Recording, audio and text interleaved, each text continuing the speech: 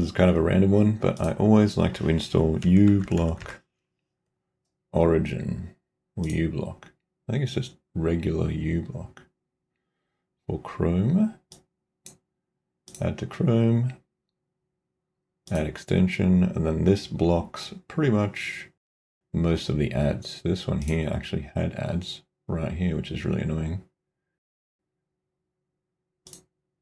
Let's see if this wants to... uBlock has been added to Chrome, that is good. Now if we go to uBlock, is this it? This is not the real uBlock, I think.